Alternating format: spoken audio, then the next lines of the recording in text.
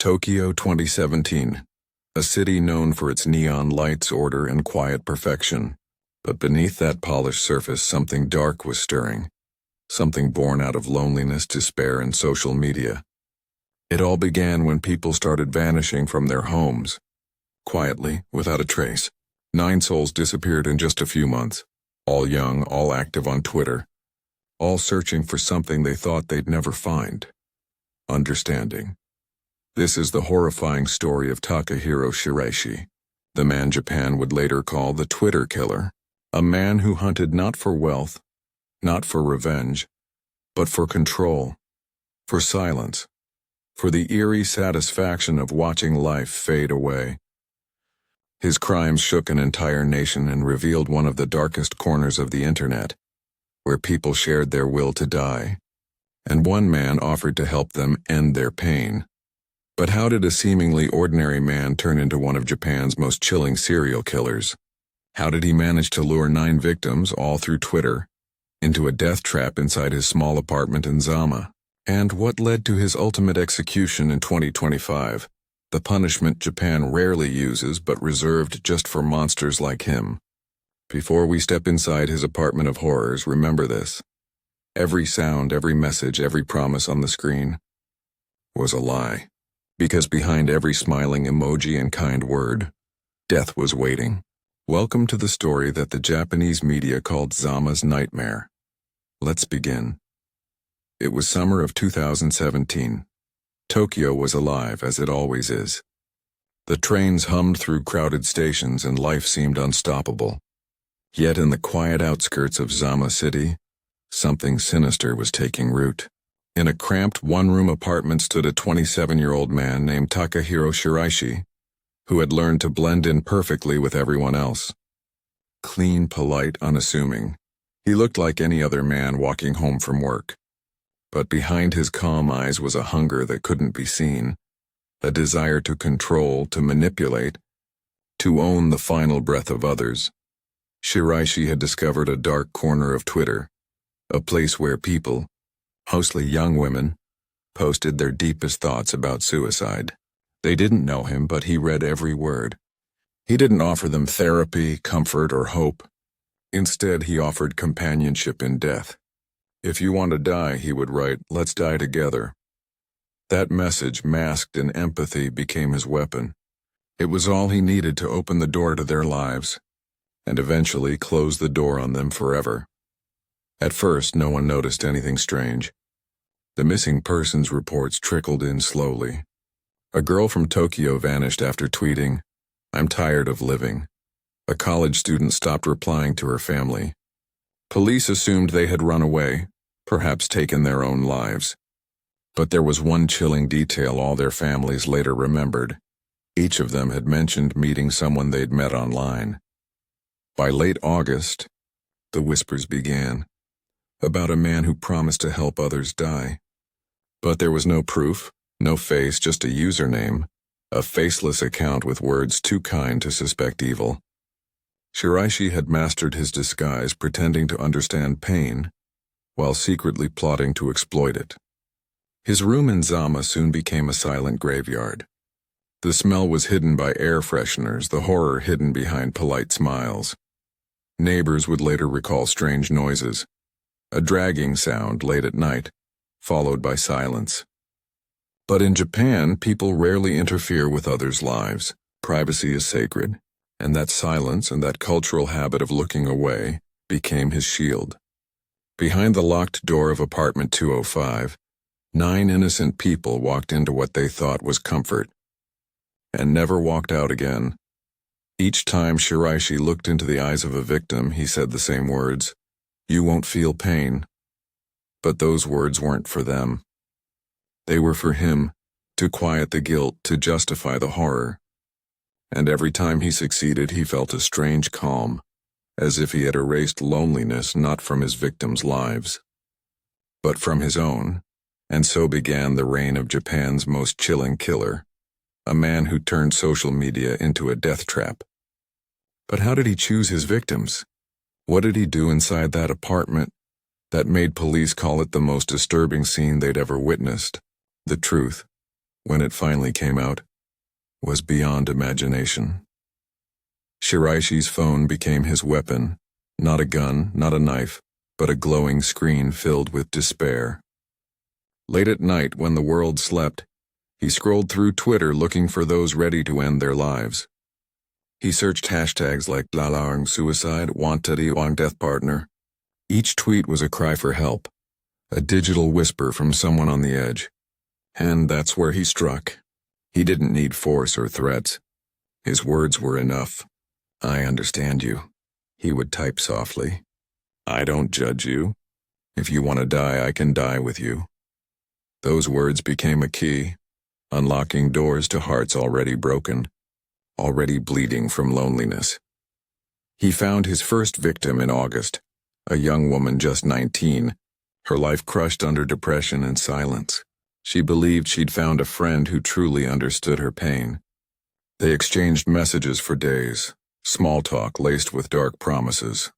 Then one morning she boarded a train to Zama. That was the last anyone saw of her. Shiraishi met her at the station, smiling gently, carrying a bag that would soon hold something unspeakable. Hours later, her phone went silent. Her Twitter account stopped posting. Her family searched. Police filed reports, but there was no trace. Just a ghost in the data. Every message Shiraishi sent had precision. He studied his victims, their tweets, their insecurities, their timing. He knew when they were weakest, when they were most alone. And when trust formed, he struck again. Another girl. Then another. Some came from distant towns. Some lived just a few stations away. They all thought they were walking toward peace, but they were walking straight into the hands of a man who had mastered emotional camouflage. He spoke gently, smiled easily, and never showed the monster lurking beneath. Inside his apartment, things were not what they seemed. There was no comfort, no friendship, no shared end, and only cold calculation. His one-room home smelled of chemicals and air freshener, a sick attempt to hide what lay behind the curtain. He would kill quickly, a rope, a push, a moment of silence. Then he would dismember the bodies, storing them in boxes, coolers, anything that would delay the inevitable discovery. 9 lives reduced to fragments, sealed away like forgotten secrets. But behind his calm mask, something was unraveling. Shiraishi began to keep souvenirs, bones, hair, even photos. He wasn't just killing. He was collecting. Each piece became a reminder of control, of power over life and death. He would stare at the remains for hours as if reliving the moment. He told himself they wanted this, that he was helping them. But deep down, even he knew this was not mercy. It was obsession. Outside, life went on. The city pulsed with rhythm and light, and no one realized a predator was hiding among them. But fate, as always, was waiting, and one wrong move would tear his carefully crafted illusion apart. Because soon one of his victims wouldn't stay silent. One tweet, one brave brother, and one piece of digital evidence would finally expose the Twitter killer. Her name was Aiko Tamura, 23 years old, quiet, fragile, and lost inside her own mind. For months she had been tweeting her sadness, hoping someone would notice, hoping someone would care, and one day, she received a message that felt like salvation. "If you ever feel alone," the message read, "I can understand you. I can die with you." It came from a man named Takahiro, whose words seemed gentle, even kind. What Aiko didn't know was that behind that message was a man who had already killed, and was waiting for her to be next. Aiko's brother noticed her behavior change almost instantly. She smiled less, stayed locked in her room, and seemed distant. She deleted old posts and began using new Twitter accounts her family didn't know about. Late at night, she would whisper to herself while scrolling, sometimes crying softly. Her brother asked her once, "Are you okay?" She just smiled weakly and said, "I found someone who understands me." He thought she was talking about a friend. He didn't know she was walking toward death. On October 23, 2017, Aiko left her home in Hachioji, saying she was visiting a friend. Her brother felt something was wrong. Hours later, her phone went off. No messages, no calls, no updates. The next morning, he tried logging into her Twitter. There he found a chilling trail. Messages between her and a man with an anonymous account that often posted about suicide. The more he read, the colder his blood ran. The man wasn't offering help. He was luring her into silence. Desperate, he contacted the police. But the rules were clear. Without proof of a crime, there wasn't much they could do. Japan's privacy laws were strict, and online investigations took time. But Aiko's brother refused to give up. He created a fake Twitter account and messaged the man himself, pretending to be a suicidal girl. "Can we die together?" he asked. Within hours, the man replied, "Yes, come to Zama." That was all the police needed, a location. A few days later, on October 30th, 2017, investigators arrived at a nondescript two-story building in Zama City. Apartment 205. The place smelled strange, like metal and rot hidden beneath a flood of air freshener. When officers knocked, Shiraishi opened the door calmly, as if nothing was wrong. But behind him they saw something that would haunt Japan forever. Boxes, coolers, and plastic containers filled with what appeared to be bones. The truth unraveled like a nightmare. Inside that small apartment, police found the remains of 9 people, all young, all lured from Twitter. Some of their identities were only confirmed through DNA. The air was heavy, thick with decay and regret. Shiraishi didn't resist arrest. In fact, he smiled faintly and said, "Yes, I killed them." That sentence echoed through the nation, 9 words for 9 lost lives, and in that moment Japan's illusion of safety shattered. Parents looked at their children's screens with fear.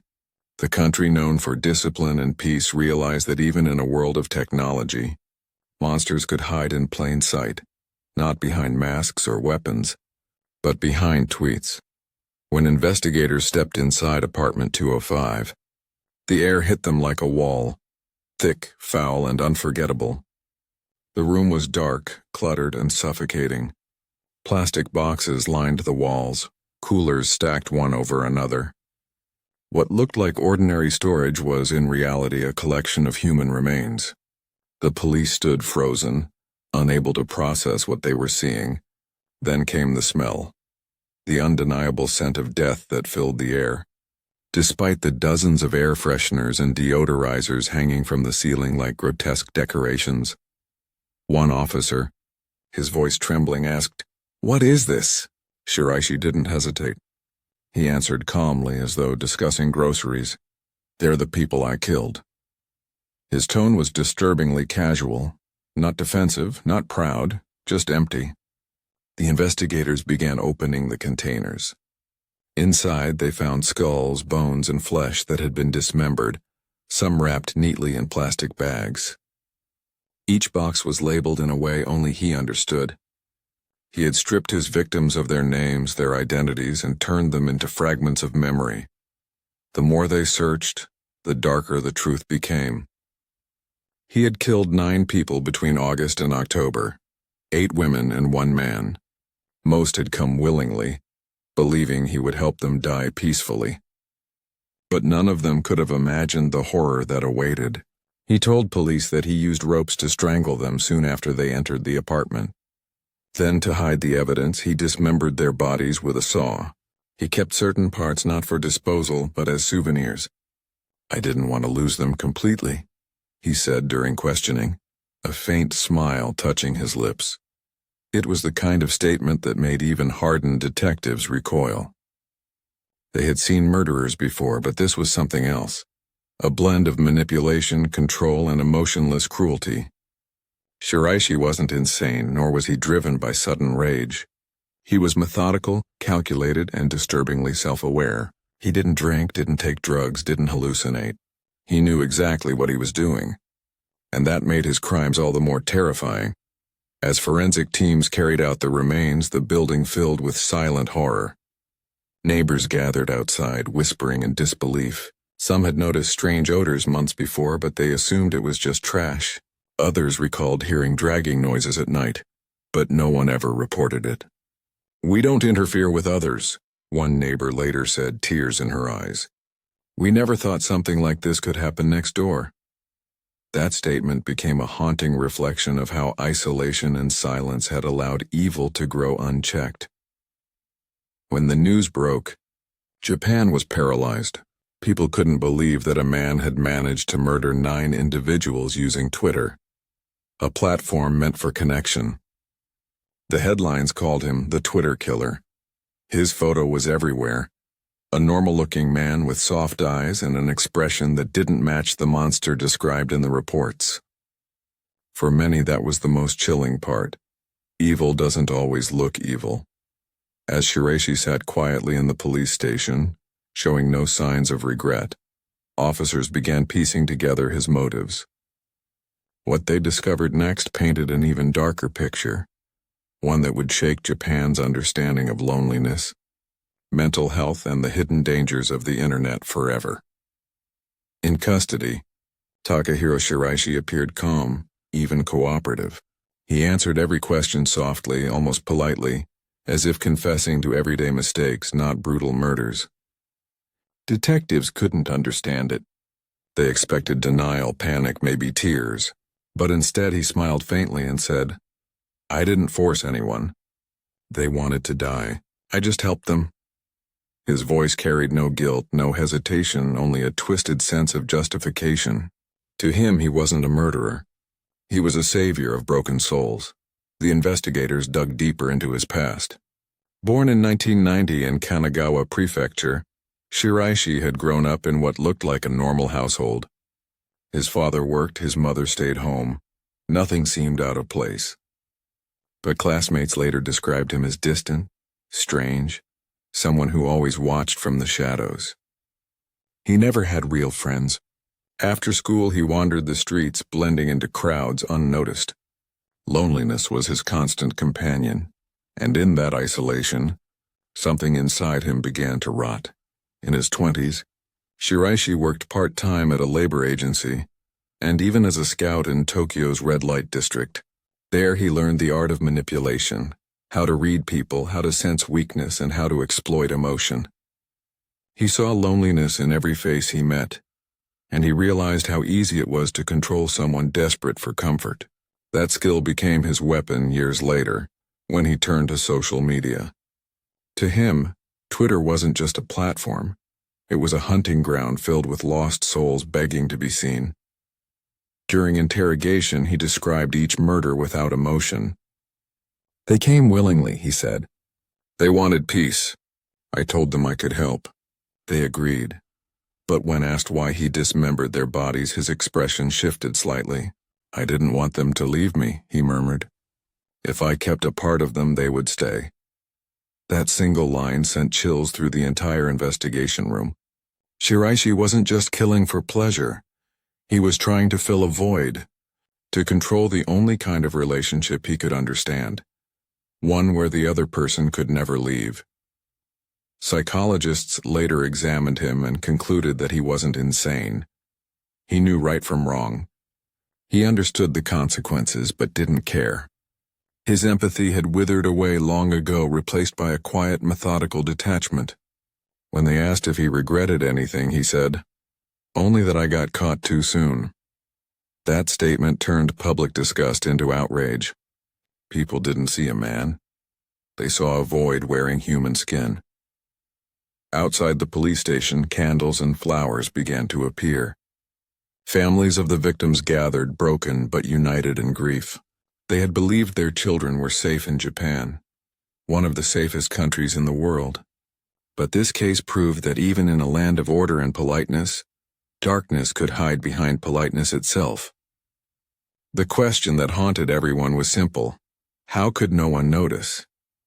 And as Japan watched this emotionless man on television, one thought echoed across the nation. If loneliness could create monsters like Shiraishi, how many more were silently growing behind the glow of their screens? Japan awoke to horror. Television channels ran non-stop coverage of the Zama case. Newspapers printed words like unimaginable, monster, and Twitter killer. Parents wept watching interviews with the victims' families. Candlelight, Vigils filled the streets as citizens whispered in disbelief. How could 9 people vanish, all linked by one man and one app? The country known for safety and silence was suddenly staring at its deepest fear. That beneath its calm surface, despair was spreading like poison, unseen and unspoken. Reporters flooded Zama, capturing images of apartment 205, its windows taped shut, its curtains drawn, the building sealed off with yellow police lines. People who lived nearby cried on camera. "We never imagined this," one woman said. "He was polite, quiet. We even said hello sometimes." Another neighbor recalled that the hallway often smelled strange, like iron mixed with chemicals, but no one had complained. In a society built on respect and privacy, no one dared to intrude. And that silence had become Shiraishi's camouflage. Online, Twitter turned into a storm of grief and fury. The same platform he used to hunt his victims was now flooded with their photos, memories, and warnings. Hashtags like Justice for the 9 and Twitter Killer trended worldwide. People began questioning how easily social media could be twisted into a tool of manipulation. Japan, known for its low crime rate, now faced a terrifying truth. Its youth were suffering in silence, seeking comfort in the very spaces that could destroy them. In the following weeks, investigators worked tirelessly to identify all 9 victims. It was heartbreaking work. DNA tests, missing person records, desperate families waiting for closure they didn't want. Each confirmation brought a wave of mourning. Among the dead were teenagers, students, and even a young man who had gone, looking for his girlfriend, only to become Shiraishi's 9th and final victim. The discovery of his body hit the nation hardest. He had gone there out of love, hoping to rescue her, only to meet the same fate. As the details emerged, people began to see the case as more than just murder. It was a reflection of society's hidden suffering. Mental health was rarely discussed openly in Japan, and suicide rates had long been a silent epidemic. Shiraishi had found his victims not because he was a genius, but because so many were already broken and unheard. He had slipped into their loneliness like a shadow, offering understanding where the world had given them nothing. It wasn't just one man's evil. It was the world's neglect that had allowed him to thrive. The public demanded answers, accountability, justice. But more than anything, they demanded a reason. Why? Why did he do it? Was it hatred, lust, loneliness? Shiraishi's own explanation only deepened the terror. Because they didn't resist, he said. They came to die. I only made it happen. Those words became a national wound, a reminder that apathy can kill as surely as any weapon. And while the city's light still burned bright, for many, Japan had never felt darker. As prosecutors prepared their case, psychologists and criminal profilers studied Takahiro Shiraishi with growing unease. They needed to understand what made him so different, how a man could look calm, polite, and harmless while committing acts of unimaginable brutality. Every interview revealed something new, something colder. He wasn't insane, and he wasn't possessed by rage or revenge. He was empty, a void wrapped in flesh. A man who understood emotion but could not feel it. A man who studied pain like an art form, then used it as a tool.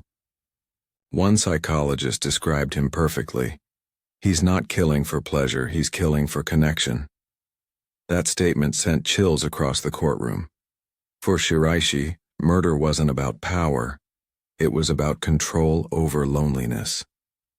Each victim, he said, was a person who didn't want to live. He offered them a choice, and then took everything from them, including their right to decide when to die. In his twisted logic, he wasn't taking lives. He was finishing them. They came to me broken, he told investigators. I just completed what they started. In his prison cell, Shiraishi showed no signs of remorse. He ate well, slept easily, and even chatted casually with guards. When asked if he remembered their faces, he nodded. "All 9, he said. I remember them clearly." The police asked if he ever felt guilty. He shrugged. "They didn't scream," he replied. "Maybe that means they were ready."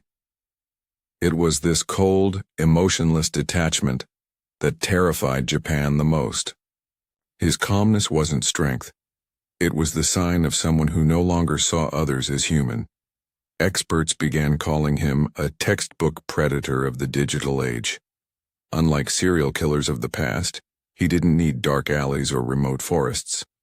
He needed only a phone, Wi-Fi, and a way to find pain. Through Twitter, he could enter the private world of his victims without ever meeting them. He could study their fears, know their routines, and twist their hope into a weapon. And once they stepped through his door, his mask fell away, replaced by the monster that had lived quietly behind the screen. But even as Japan analyzed his motives, something far more disturbing surfaced. The letters he began receiving in prison. Dozens of them, from women. Some wrote that they understood him. Others said they felt sorry for him. Some even wanted to meet him after his sentencing. It was a chilling echo of the very loneliness that had fueled his crimes. The idea that even monsters could attract sympathy in a world full of the lonely and lost.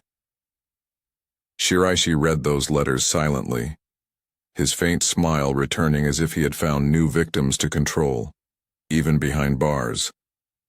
Meanwhile, families of the victims sat through hearings, their grief turning into fury. "He didn't help them die," one mother cried in court. "He tricked them. He murdered them. My daughter wanted to live." Her words cracked the courtroom's silence like thunder. The prosecutors vowed to seek the death penalty, arguing that nothing less could honor the lives he had taken. And for the first time, Shiraishi's face changed, not with fear, but with curiosity. "If they want to kill me," he said softly, "I don't mind. I've already done everything I wanted." Those words echoed across Japan like a curse, a sign that remorse would never come. The trial was no longer about guilt. It was about how to punish a man who didn't fear death at all. The courthouse in Tokyo was filled beyond capacity. Reporters, survivors' families, and citizens from across Japan gathered to witness what was being called the trial of the century. The man at the center of it all, Takahiro Shiraishi, entered quietly, his wrists bound, head slightly bowed. But his face betrayed nothing, no fear, no regret, just that same empty calm that haunted everyone who saw him. Cameras flashed as he sat down, eyes cold, expression unreadable. 9 lives had ended in his hands, and now the nation demanded his own. Prosecutors opened with the words Japan would never forget. He used kindness as bait, compassion as a weapon. They described how Shiraishi had manipulated despair, turning social media into a death trap. They displayed transcripts of his tweets, chilling in their simplicity. Messages like "let's die together and I'll make it painless." For each victim, they recounted the final messages, the train tickets, the families left waiting. The courtroom fell silent as photographs of the victims appeared one by one. Bright, hopeful faces of people who had trusted the wrong stranger. When it was Shiraishi's turn to speak, the room held its breath. His voice was soft, polite. "I didn't kill them for pleasure," he said. "They wanted to die. I only helped them." His lawyer, in a controversial move, attempted to argue that the murders were assisted suicides, not homicides. The claim sent shockwaves through the court. Families broke down in tears. "How dare you call it suicide?" one father shouted, his voice trembling with rage. "She begged for help, not death." The judge called for order, but the air was already thick with grief and fury. Over the months that followed, evidence piled up. Forensic photos, confessions, even Shiraishi's own words left no room for doubt. Experts testified that all the victims had been incapacitated and strangled.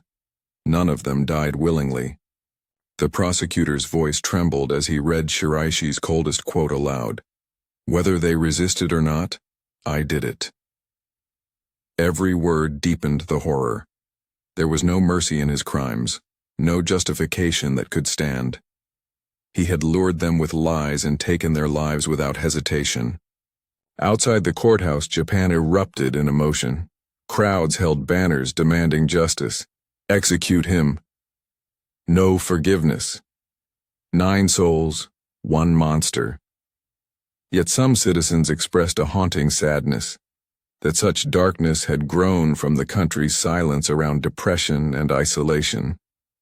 It was a tragedy that began not with evil, but with loneliness, and ended in death. Shiraishi had simply turned that loneliness into his weapon.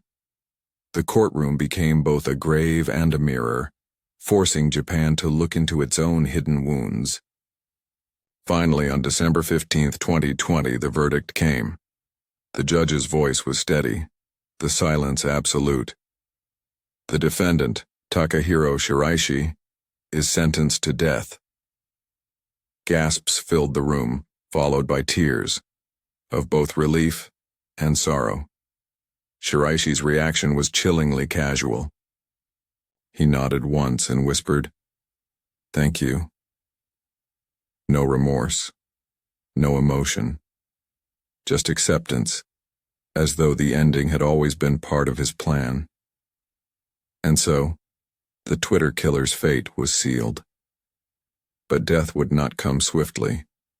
In Japan, death sentences linger, sometimes for years, as prisoners wait, never knowing which sunrise will be their last. Yet even behind bars, his name continued to haunt the world. People still asked, was this true evil, or the face of a generation drowning in loneliness?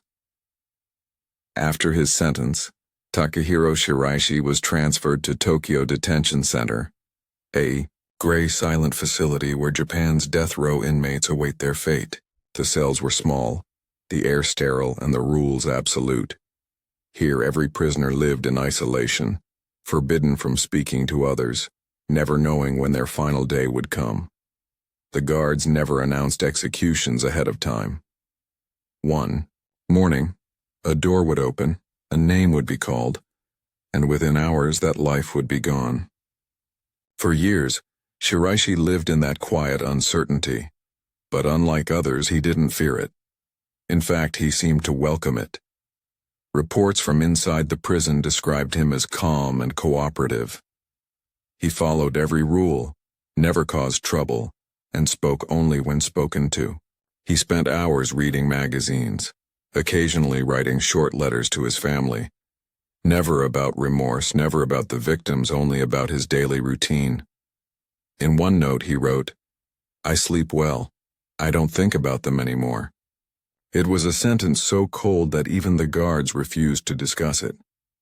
He had erased his humanity the same way he had erased his victims, quietly, completely, and without a trace of emotion. Outside prison walls, the families of the victims waited for closure that never truly came. They attended memorials, lit candles, and prayed for justice, but nothing could fill the empty space left behind. Some visited the courtroom steps every year, holding photos of their children. One mother told reporters, "Even if he dies, it doesn't bring her back, but it reminds the world that she mattered." Her voice broke, and Japan broke with it. The pain lingered like an open wound, raw and unhealed. Years passed. The world changed. Twitter became X. New platforms rose. But the shadows he exposed never faded. Documentaries were made, books were written, and people continued to ask how such evil could be born from such quietness. In schools, teachers began discussing mental health openly. Campaigns were launched to support those struggling with suicidal thoughts. From the ashes of horror, Japan began to confront its silence. The victims' names became symbols, not of fear, but of awareness. And yet one name still made everyone's heart freeze: Takahiro Shiraishi. Then came 2025. Without public warning, the Ministry of Justice confirmed it. Takahiro Shiraishi had been executed. The news broke early in the morning, sending waves across the nation. There was no spectacle, no ceremony, just a statement. The death sentence of Takahiro Shiraishi has been carried out. For a moment, the world went quiet. People didn't cheer or cry. They just felt a strange emptiness, the same emptiness he had carried inside him for years. The monster was gone, but the darkness he revealed remained. In that silence, Japan exhaled, not in celebration, but in mourning. Mourning for the 9 who never came home. Mourning for the loneliness that had turned into horror. Mourning for a society that had looked away too long. Shiraishi's death didn't end the story. It only reminded everyone of how it began, with a message, a tweet, and a lie. After Takahiro Shiraishi's execution in 2025, Japan entered a strange calm.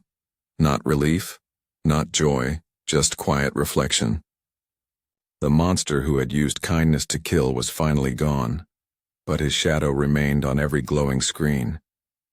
His crimes had forced the nation to look inward, at the loneliness buried beneath politeness, the depression hidden behind smiles, and the desperation that social media had made visible, but not healable. People began to understand that evil does not always come screaming. Sometimes it whispers comfort first. In Zama, apartment 205 was demolished. The building's remains were cleared, but locals say the air there still feels heavy. Some leave flowers where the door once stood. Others avoid the street altogether, unable to walk past the place where 9 lives had ended in silence. It became a ghost story, a warning whispered among parents to their children. Be careful who you talk to online. The police installed more cybercrime units. Mental health helplines flooded the airwaves. Japan, a country once known for its reserve, began to speak about pain, about suicide, about the hidden battles behind every polite smile. Documentaries aired around the world, retelling the story of the Twitter killer, how a man had weaponized empathy in the digital age. But amidst the horror, the faces of his 9 victims became the heart of the story. Their photos appeared on candles, on posters, on murals painted by strangers. Each one represented not only a life stolen, but a call for change. People began to reach out more. Friends checked on each other. Teachers started open discussions, and online forums once filled with despair slowly began filling with support. Out of darkness, Japan was learning to talk about light. In interviews after the execution, one of the detectives who found the apartment said, "What broke me most wasn't the smell or the sight. It was how peaceful he looked when he confessed. Like death meant nothing. That emptiness," he said, "was more frightening than the murders themselves. He had no reason, no madness, no passion, just a void. That's what evil looks like when the heart dies." His words became a warning that echoed far beyond Japan, that technology, if left unchecked, could connect loneliness to evil faster than ever before. Around the world, the story of Takahiro Shiraishi became more than a true crime. It became a mirror of a generation lost between connection and isolation. His execution may have ended his body, but his story became a lesson engraved in digital history, that empathy must be real, that screens can hide predators, and that silence, both personal and societal, can be deadly. The haunting part isn't how he killed, it's how easily he found them. And as the neon lights of Tokyo shimmered that night, The city seemed to breathe, aware, fragile, alive. 9 souls gone, 1 monster executed, and a nation forever changed. Their story remains a warning. Never mistake a comforting message for a safe one. If you made it this far, take a moment. 9 young lives, full of dreams, pain, and hope, trusted a stranger's words and vanished forever. Their tragedy isn't just a story of death. It's a story about what happens when loneliness meets silence. So tonight, if someone near you seems distant, reach out. Don't wait for them to send a desperate tweet. Don't assume they'll be fine. Sometimes a single message, and a real one, can save a life. And as we close this chapter of the Twitter killer of Japan, remember, evil often wears a smile, but hope still speaks louder when we choose to listen. Subscribe to this channel for more real stories that reveal the hidden truths behind the world's darkest crimes. Until next time, stay safe, stay aware, and never stop caring.